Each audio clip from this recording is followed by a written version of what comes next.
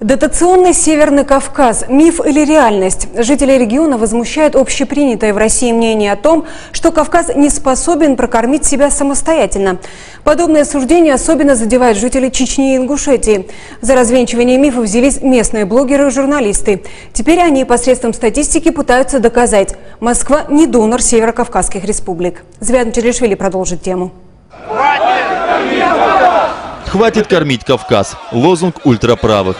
В Кремле его не опровергают, а авторы слогана либо не знают, либо делают вид, что не знают. Ведь на самом деле все обстоит иначе. Во всяком случае, чеченские и ингушские политики и журналисты утверждают, это Москва в материальном долгу перед Северным Кавказом. Чечня и Ингушетия богаты нефтяными месторождениями, которые разрабатывает компания «Роснефть». И весь доход от добычи, соответственно, уходит в Москву.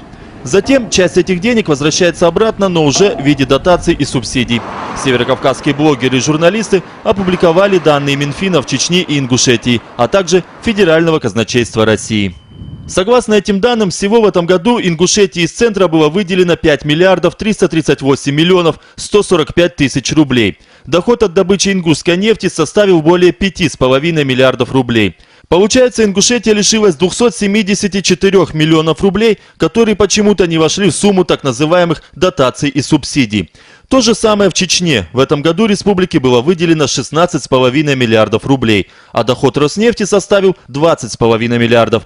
Чечня таким образом лишилась почти 4 миллиардов рублей.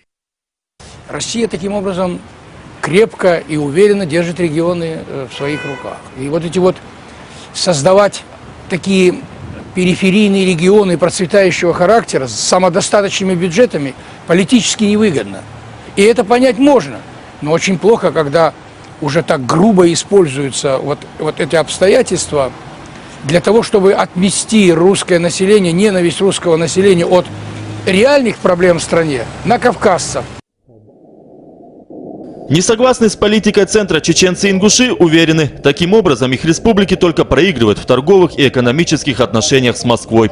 Получается, что Северный Кавказ кормит Россию, а не наоборот. К примеру, за последние 9 лет население Чечни в результате такого распределения доходов от нефтедобычи потеряло более 40 миллиардов рублей. Это около 1 миллиарда 300 миллионов долларов. В то же время Москва не делает ничего для того, чтобы развивать экономику Северного Кавказа. А это значит, что когда в регионе закончатся необходимые для центра ресурсы, то прекратятся и денежные вливания. А возможности для самостоятельного развития северокавказским республикам Москва попросту не предоставляет. Игра идет в одни ворота. Звят Челишвили, Александра Смирнова, канал ПИК.